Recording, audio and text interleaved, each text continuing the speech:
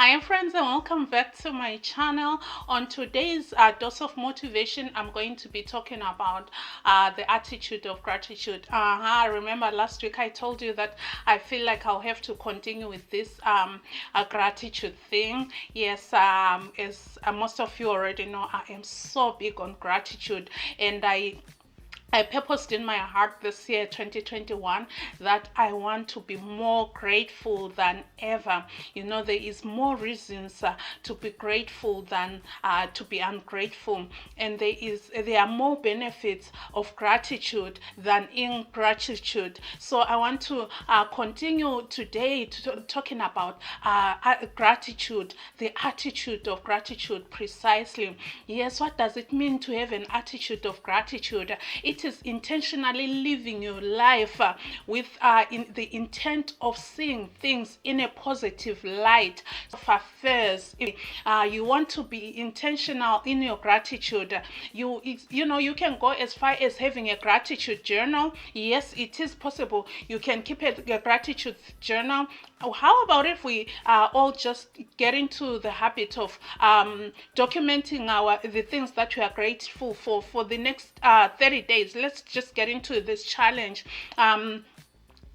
Journal, just enter into your journal the reasons that you are thankful for each and every day that you wake up and you live life, and you want to try and make sure that you do not repeat the same things that you were grateful yesterday, unless of course if it is things like being grateful for the gift of life, being grateful for the gift of family. Yes, we know that, but there are more things that you can be grateful for. There are more things than you can count in your lifetime that you can be grateful for. So today, as I talk about an attitude of gratitude, do you know that it is so refreshing to be around somebody who has a grateful attitude? Yes, it is. And personally, I'll tell you, I do not like people who would complain. I'll take it as the opposite of is complaining. So I do not like to be in company of people who like to complain, who find reasons to complain about each and everything that they come across, each and everything that they can complain about, instead of looking at the things that they should be grateful for. There is power in gratitude. Yes, you want to live a grateful life. It is beneficial for your health. It is good for you. It is good for the people around you. It is good for your facial muscles. It is good for a lot of things that I can't even mention in this one video. There's one lady that I follow a lot. Her name is Nancy Lee Demos Wolgamoth. She's married now. She's also an author, and she has a radio program and an annual conference that she holds in Indianapolis, Indiana. And Nancy has a passion for women. The Revive Our Hearts show is dedicated mainly to women, though a lot of men have gotten to love that program and they also benefit from it. I remember one month she challenged women to have a gratitude journal, to be thankful, to enter the things that they are thankful for every single day. And this particular month, she even asked people, her listeners, to tell their husband, their spouses, about the things that they are grateful for in their lives every single day. So like I'll tell my husband, oh, I'm so thankful for this. I thank God for this. Or in you, like, I thank you for providing for the family. I thank you for who you are. I thank you for the men of integrity that God created you to be. I thank God for you creating. I thank you for this. Like, you really want to direct it to the person, to your spouse, and just thank him. And when you thank him, you want to make sure that you are sincere. Whenever you pass a word of gratitude, make sure that you are sincere. It comes from your heart. Don't say anything that you do not mean, because that will be so disingenuous. So you want to make sure that you appreciate the people around you, especially your spouses. Thank them for not only for providing for the family, for for some of the things, maybe maintaining some things in the house, fixing this and that, whatever they would have done on that day, just thank him. Oh, thank you, sweetheart. Oh, thank you for whatever it is that you want to thank him for. And you will see, when Nancy did this study, women came back and said that it really improved their marriages, it improved their relationships. So there is power in gratitude. Let's try by all means to avoid complaining. Gratitude is so sweet. You can imagine those of you with kids, if you give your child something, maybe you buy them maybe a birthday present or something, and they just snatch it out of your hand and they turn around and walk away. No, thank you, no, nothing. Of course, you'll be offended, and because I'm sure that is not the way that you have brought them up to be. So, you want to make sure that you plant the seed of gratitude in your children while they are still young, while they are still very, very young. By the time that they start talking, one of the first words that should come out of their mouths should be thank you.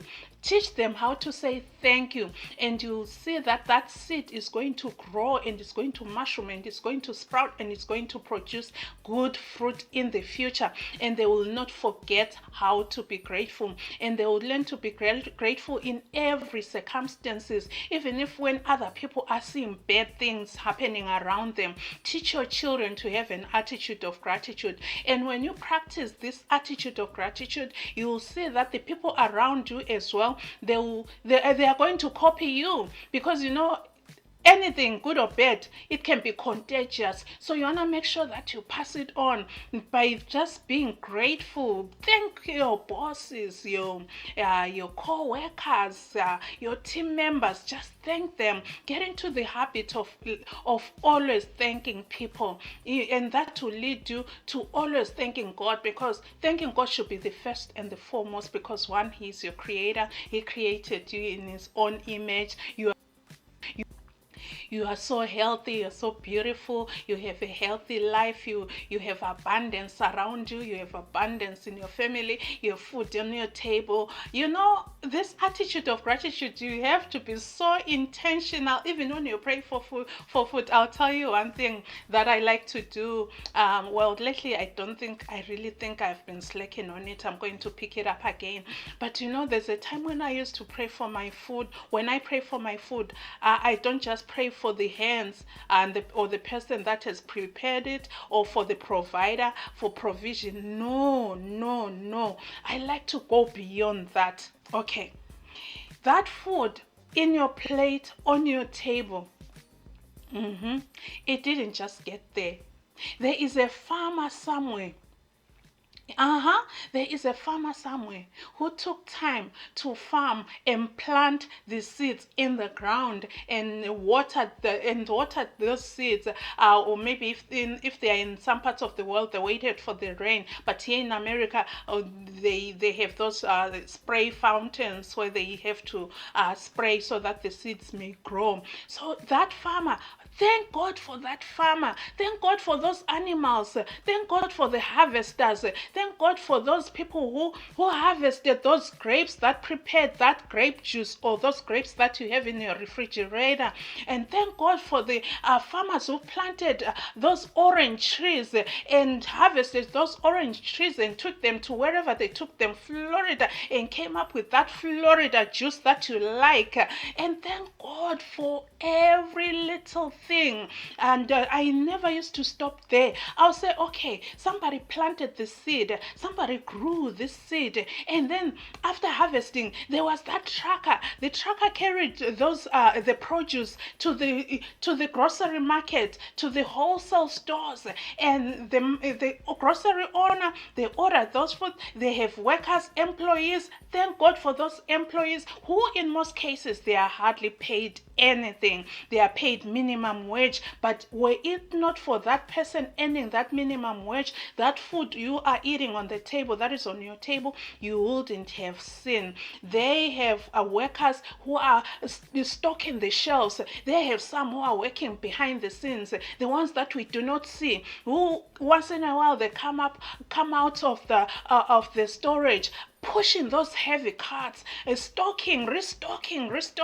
the shelves, restocking the grocery aisles, restocking the produce area, so that you walk in, so that you walk in and you pick that fresh produce to go and cook in your house. There is that farmer, that dairy farmer. Where's those cows? Thank God for those cows, because the milk I am drinking, the milk that I'm putting in my coffee, the milk that I'm using in my cereal, the milk that I'm using for whatever I'm using it for, it came from a cow, a healthy cow. And thank God for those people who check that those cows are healthy. And thank God for those scientists and those people, quality control people, who are, big shout out to all the quality control people who make sure that when that food gets into the grocery aisles, into the grocery store, into the produce section, the food is worth to eat. It is consumable. It is not full of pesticides. It is not full of things that could be harmful to you and your family. I could go on and on and on just thanking God. There is so many things you can be thankful for. Yes, the thing about food, I was tired of just thanking God for the food that is in my plate. I thank God for the hands that prepared. It goes beyond that. It goes to the farm. It goes to those laborers who are paid. Some are not even paid minimum wage. Some are paid under minimum wage. And they still have to earn that little, whatever little they earn, and they go back to their families and feed their families. Yes, the next time you have food on your table, because you are clothing, you are choosing, you are intentional to clothe yourself in this attitude of gratitude, make sure that you pray differently for your food. Make sure that you pray differently for anything. Just have this attitude of thankfulness. Okay, somebody might say, Noki, but look at this, what's going on around the world. There's hardly anything to be thankful for. Let me tell you, I hope I can change your mindset. I hope I can change your thinking. Do you know that in this year 2021 you have far more things to be thankful for than you had in 2019? Yes, you do. You have more things to be thankful for. One, you are watching this video, you are watching me. Thank you, by the way. That means you are alive. You are living. You are alive. That is the first thing that you should thank God for when you wake up in the morning. I sure hope that you do believe in God. Thank God for the breath. Thank God for the oxygen, for the clean air that you are breathing. Yes, you are breathing clean air, and you are not suffocating or anything. And if you did survive COVID, even if you were sick during the pandemic, this time that we are going through the pandemic, thank God that you pulled through. As long as you are watching this video, you know for sure that you have every reason to be thankful for. Some of you may say, the husband has walked away, my children are all over the place. May I remind you that you still have to be thankful for that husband who walked away. Did he give you the children that you have? Yes, he did. Thank God for that, and thank God in advance that he will come back. Thank God and pray for him that he gains his sanity and remembers where he came from. Yes, thank God for those children. Some of you may say, my children are just running the streets. They are not doing as I taught them or expected them to do.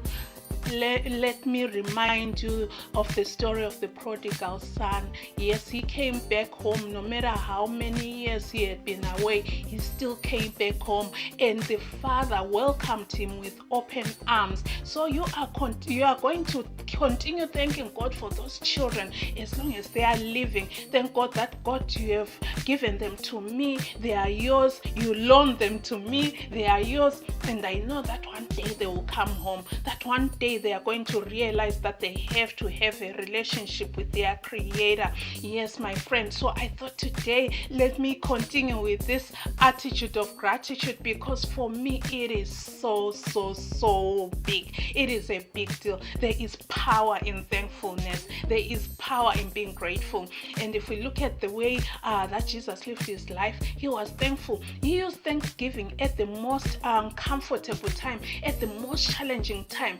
he used the thankfulness whenever he was praying in a situation that was tight, feeding those thousands and thousands of men and women. He had to thank God. The Bible, it doesn't say he just prayed, it says he gave thanks. And what he did when he got to Lazarus, who had been in the grave for four days and was already stinking, Jesus gave thanks before he called Lazarus out of the grave. So I want you today to change that negative mindset. Have a positive mindset. Being grateful means that you are positive in the things that are good, in the things that are healthy for you and those around you. And you will notice that the more grateful you are, the more grateful the people around you are as well, because it is contagious. You can influence your surroundings. You can influence your home. You can influence your co-workers by having an attitude of gratitude, because they wonder, why is this person so grateful? But when they hear you open your mouth, they'll see some of the things that you are grateful for, and they'll realize that some of those things are the things that they also have, but they don't have that attitude of gratitude. And guess what? They may start being thankful as well. And with that being said, I want to thank God for you for watching this video, and I want to thank God for you for sharing this video, and I want to thank you for your family. And I want to thank God for what he is going to do, or what he is doing in your life right now. Some of the things you don't even have to wait until they manifest before you can be thankful. You want to be thankful before they even come into reality. And that way you are exercising your faith. You are saying, I believe that this is going to happen. I am 150% sure that this is going to happen. Therefore, I am thanking you. Whether you are believing God for a healing, you better be thanking him before that healing even manifests. So I want you to practice an attitude of gratitude, because it is going to serve you well. Thank you so much, my friend, for watching. And on this channel, if you are new or if this is your first time, I normally post about ways of making and saving money, and then I drop this motivational video once a week. I hope you can subscribe, and don't forget to click the notification bell, and please go ahead and check the other videos that I have uploaded in the recent days. You might find something that can be useful to you or those around you. And with that being said, let me cut it here, and I will see you on my next video. Don't forget to like this video. It will help other people find it. And remember to share it with your friends. Share it with your family members, wherever they may be in the world. And I'll see you on my next one. With that being said, my friend, remember to do small things with great love. From my heart to yours. Bye-bye.